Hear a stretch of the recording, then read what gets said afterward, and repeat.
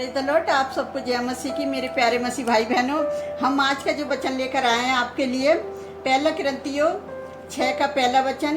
और आज का जो टॉपिक है वो विश्वासी लोगों के बीच में अदालती वाद विवाद।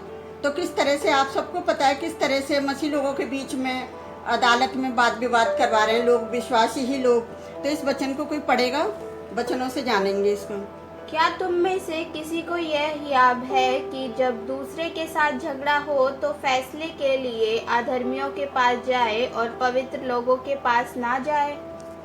हालेलुया। अब इसमें 11 में पढ़ेंगे। और तुम में से कितने ऐसे ही थे, परंतु तुम प्रभु यीशु मसीह के नाम से और हमारे परमेश्वर के आत्मा से धोए गए और पवित्र हुए और धर्मी ठहरे। हालेलुया। यहाँ परमेश्वर का वचन हमसे बातचीत कर रहा है कि किस तरह से परमेश्वर के वचन में लिखी हुई है कि प्रभु किस तरह से अपने लोगों से बातचीत करता है वचनों के द्वारा। और हमें नहीं पता कि हमें कौन से समय पर, किस समय पर कौन सा वचन बोलना है। और परमेश्वर हमें अपनी अगुवाई में वचन देता है। तो हम अपने प्रभु यीशु मसीह का धन्यवाद करते हैं कि पौलुस इस खंड में कुरिन्थियों की कलीसियाओं के बारे में एक अन्य समस्याओं को सामने लाता है। इसके बारे में उसे दूसरे लोगों को सूचित किया जाता है कि कलीसियाओं के कुछ सदस्य कलीसियाओं के दूसरे सदस्यों के विरोध में क्या करते हैं, आरोप लगाते हैं। और अदालत में क्या करते हैं, भाई एक दूसरे भाइयों के साथ पता है क्या करते हैं, वाद विवाद करते हैं और अदालत तक ले जाते हैं। तो इसी तरह हम इस 6ठे वचन में पढ़ेंगे कि किस तरह से लिखा है कि तुम में भाई में और मुकदमा होता है और वह भी अविश्वासियों के सामने। किस तरह से वचन में लिखा है कि कैसा मुकदमा होता है कि तुम अपने भाइयों के लिए मुकदमा किसके सामने करते हो, अविश्वासी लोगों के सामने। तो हम कुछ टिप्पणियों में देखेंगे कि किस तरह से लिखा है। मत्ती 18 के 15 में कोई पढ़ेगा। यदि तेरा भाई तेरे विरुद्ध अपराध करे तो जा और अकेले में बातचीत करके उसे समझा। यदि वह तेरी सुने तो तूने अपने भाई को पा लिया। हालेलुया। किस तरह से कह रहा है कि तेरा भाई, यदि जैसे विश्वासी लोग एक दूसरे पर दोष लगाते हैं और अदालत में कार्रवाई करते हैं, जिस तरह से क्या कि एक दूसरे पर दोष लगाते हैं और अदालत में कार्रवाई करते हैं और कलीसियाओं से क्या करते हैं कि वो अंधभक्त लोगों के साथ और अविश्वासी लोगों के सामने क्या करते हैं, एक दूसरे को लज्जित करते हैं। और पौलुस क्या कहता है कि अविश्वासी लोगों को, जैसे अंधभक्त लोगों के सामने क्या करते हैं, अपने लोगों को लज्जित करते हैं। और यहाँ पौलुस कहता है कि इसी तरह से मैं तुम्हें लज्जित करने के लिए ये बात कहता हूँ। अगर कोई रोमियो 3 के 10 में पढ़ेगा तो क्या लिखा है? जैसा लिखा, कोई समझदार नहीं, कोई परमेश्वर का खोजने वाला नहीं। जैसे कोई व्यक्ति केवल मसीह में ही विश्वास करने के द्वारा भक्ति या धर्मी घोषित किया जाता है। तो देखेंगे हम रोमियो 5 के 1 में, अतः जब हम विश्वास से धर्मी ठहरे तो अपने प्रभु यीशु मसीह के द्वारा परमेश्वर के साथ मेल रखे। हालेलुया। अगर हम गलतियों 2 के 15 और 16 में पढ़ेंगे टिप्पणियों में, हम तो जन्म से यहूदी है और पापी अन्य जातियों में से नहीं, तो भी यह जानकर कि मनुष्य व्यवस्था के कामों से नहीं पर केवल यीशु मसीह पर विश्वास करने के द्वारा धर्मी ठहरता है। हमने आप की मसीह यीशु, इस तरह से पौलुस आगे पढ़ा, आप भी मसीह यीशु पर विश्वास किया कि हम व्यवस्था के कामों से नहीं पर विश्वास करने से धर्मी ठहरे, इसलिए कि व्यवस्था के कामों से कोई प्राणी धर्मी ना ठहरेगा। जैसे पौलुस पूछता है कि अविश्वासी लोग संत लोगों के साथ अविश्वासियों का न्याय कैसे कर सकते हैं। विश्वासियों का न्याय केवल आत्मिक आधार पर ही किया जा सकता है। आत्मिक व्यक्ति किसी मनुष्य के न्याय के अधीन नहीं। अगर हम पहला कुरिन्थियों 2 के 15 में पढ़ेंगे, आत्मिक जन सब कुछ जांचता है परंतु वह आप किसी से जांचा नहीं जाता।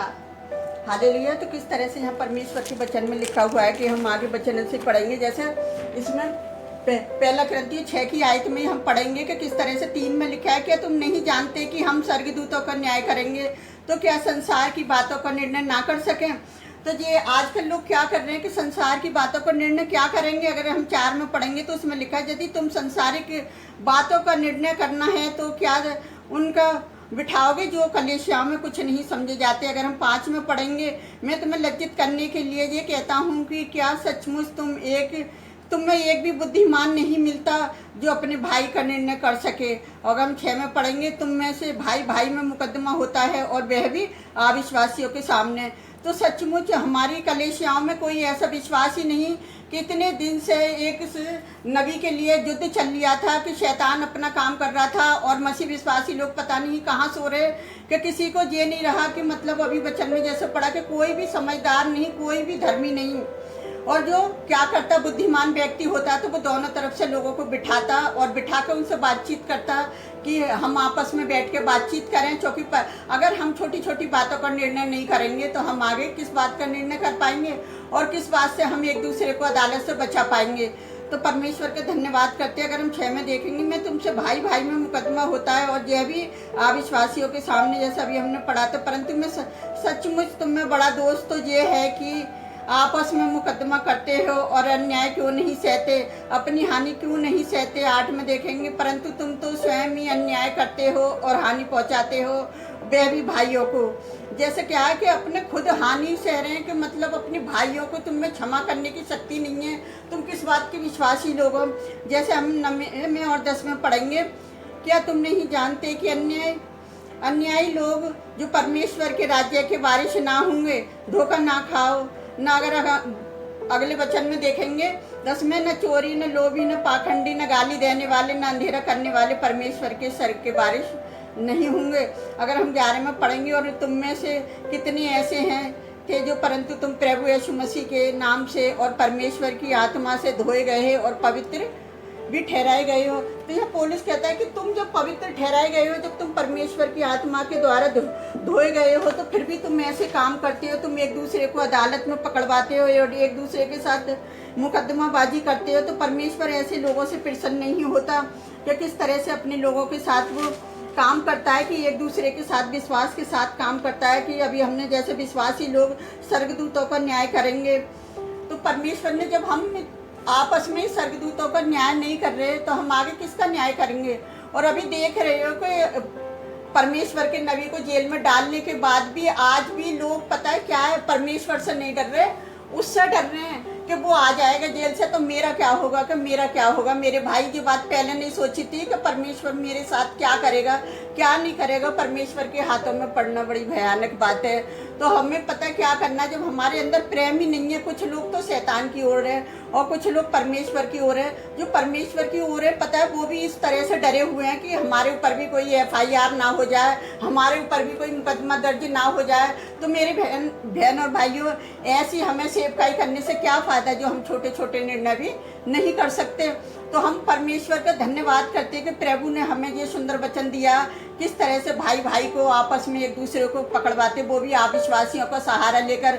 अगर तुम विश्वासियों का सहारा लेते और विश्वासी भी आप एक दूसरे से बैठ के आपस में बात करते तो मुकदमा आगे तक कोर्ट तक नहीं पहुंचता। और आज भी लोग पता है क्या कह रहे हैं कि अच्छा वो जेल से छूट के आ जाएगा। अरे परमेश्वर के वचन में लिखी है कि तुम भी शासन प्रशासन के अधीन हो। कोई भी निर्णय ऐसा नहीं है जो परमेश्वर की ओर से नहीं है, कोई अधिकार ऐसा नहीं है जो परमेश्वर की ओर से नहीं है। सारे अधिकार परमेश्वर की ओर से हैं, क्योंकि जो अधिकार परमेश्वर की ओर से दिए गए हैं वो अधिकार जो समय आता है, समय से पहले कुछ नहीं हो सकता, और जब समय आएगा तो सारा सब कुछ अच्छा हो जाएगा। लेकिन झूठ बोलने वाले लोगों को पता है क्या हो रहा है कि परमेश्वर उनको ये दिखा रहा है दुनिया में कि देखो जो मेरे सच्चे विश्वासी हैं वो तो मेरे विश्वासी के लिए लड़ रहे हैं और वो प्रार्थना कर रहे हैं। और जो शैतान की ओर से जो विश्वासी लोग हैं वो क्या कर रहे हैं, अपने झूठ को दुनिया के सामने प्रकट कर रहे हैं, क्योंकि शैतान झूठा है और उसके झूठ बोलने वाले वो शैतान के लोग हैं। तो इसलिए परमेश्वर उनके झूठ को निकाल के उनके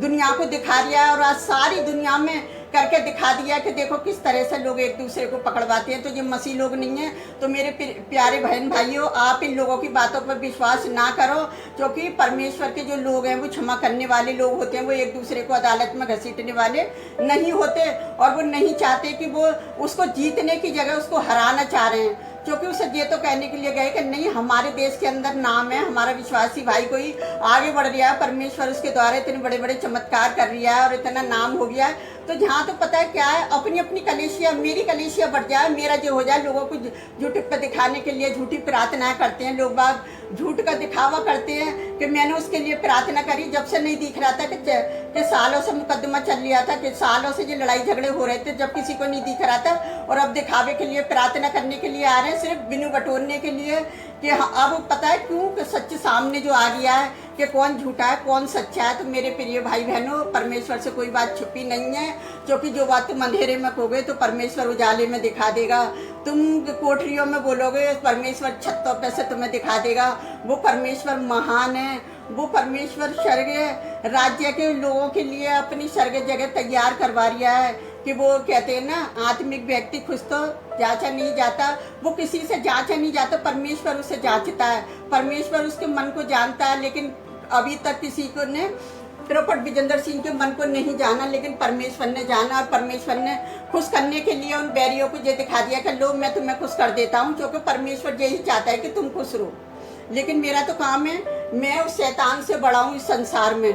जो लोग संसार की बातों में आके, पता है क्या होता है, शैतान की बातों में आके लोगों को लड़ाई झगड़ा करते हैं कलेशा में, और जो होना तो है होना ही था कि मतलब लड़ाई झगड़ा हो। तो मैं परमेश्वर का धन्यवाद करती हूँ कि ये तो सताव आते ही हैं, बाइबल में लिखा हुआ है। तो लेकिन जो लोग प्रार्थना कर रहे हैं वो लगातार प्रार्थना करते रहे कि कलेशियाओं में ऐसे लड़ाई झगड़े ना हो, और विश्वासी लोग आपस में ना लड़े झगड़े, और एक दूसरे के ऊपर मुकदमा ना चलाएं। और मेरे सभी मसीह विश्वासी भाइयों से मैं विनती करती हूँ कि वो ऐसा ना होने दें। जब आप किसी को देखो, जे अगर तुम संसार में रह के छोटे निर्णय नहीं कर सकते तो आगे कैसे करोगे तुम स्वर्गदूतों का निर्णय।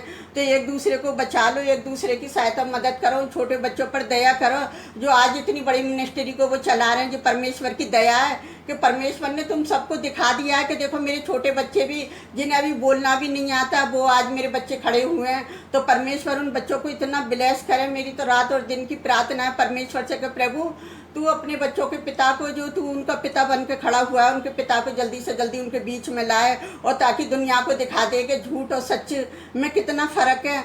देखो परमेश्वर ने किस तरह से अपने दास को निकाला। तो एक समय आएगा, उस समय के अनुसार पहले कुछ नहीं हो सकता। जो निर्णय परमेश्वर करेगा वो ही अच्छा करेगा। तो मैं अपने परमेश्वर यहोवा का धन्यवाद करती हूँ, और मैं सभी विश्वासी लोगों का भी धन्यवाद करती हूँ जो एक दूसरे के लिए प्रार्थना कर रहे हैं। और ऐसे ही आप एक दूसरे के लिए प्रार्थना करते रहो, क्योंकि हम लालची लोग नहीं हैं कि कोई हमारी कलेशिया का ही है या कोई मेरे परिवार का ही है तो मैं उसी के लिए प्रार्थना करूँ। हमारा फर्ज बनता है कि हम कलेशिया जो है एक देह हैं, और जब हमारे एक अंग को दुख होता है तो हम सबको दुख होता है। तो आज सभी मसीह भाई बहनों को दुख है, जो दुख में है वो एक दूसरे के लिए प्रार्थना करें। परमेश्वर उनकी प्रार्थनाओं को जल्दी उत्तर देने वाला है। तो मैं अपने परमेश्वर यहोवा का धन्यवाद करती हूँ। आइए हम सब मिलकर प्रार्थना करते हैं। हालेलुया हालेलुया, धन्यवाद करते हैं मेरे राजाओं के राजा, प्रभुओं के प्रभु। मैं विनती करती हूँ खुदावन की उस शैतान से लोगों को बचा प्यारे पिता परमेश्वर, जो उस जेल में भेज कर भी खुश नहीं है प्यारे पिता परमेश्वर। और वो जने क्या चाह रहे हैं खुदावन, उनके मनों में क्या है पिता आप ही जानते हैं मेरे जवाब परमेश्वर। उनके झूठ को आप सामने लेकर आ रहे हो, उस बड़ी दया के लिए भी मैं धन्यवाद करती प्यारे जवाब परमेश्वर। अपने दास को तिरपट को निकाल, और खुदावन इन लोगों को दिखा मेरे जवाब परमेश्वर, जो अपने आप को बड़े धर्मी बनते हैं। तो पिता तेरे वचन में लिखी है, कोई भी धर्मी नहीं, कोई भी समझदार नहीं मेरे जवाब परमेश्वर, कोई भी बुद्धिमान नहीं जो बुद्धिमानी से निर्णय कर सके एक दूसरे का। तो मेरे खुदावन ऐसे लोगों को बुद्धि समझ दे प्यारे पिता परमेश्वर की, ऐसे अदालत में जाने से अपने लोगों को बचाएं प्यारे पिता परमेश्वर। एक दूसरे का निर्णय करें खुदावन, और एक दूसरे के ऊपर मुकदमाबाजी ना करें मेरे जवाब परमेश्वर। उन्हें भी बुद्धि समझ दें खुदावन, जो शैतान के जाल में फंस चुके हैं प्यारे पिता परमेश्वर। वो अन्य जाति लोगों के बीच में सहारा लेकर प्यारे जो वो परमेश्वर तेरे दास को फंसाया है खुदावन, आप उन्हें भी बुद्धि समझ दीजिए प्यारे पिता परमेश्वर। वो भी हमारे भाई बहन है खुदावन, कि उनसे जो भी गलती हुई है उन्हें क्षमा करें प्यारे पिता परमेश्वर। जितने लोग एक दूसरे के लिए प्रार्थना करें उनकी प्रार्थना को सुनना और कबूल करना खुदावन। और जो भी हमारी लोग वीडियो को देखते हैं पिता, उन्हें भी बड़ी आशीष बरकत देना मेरे खुदावन।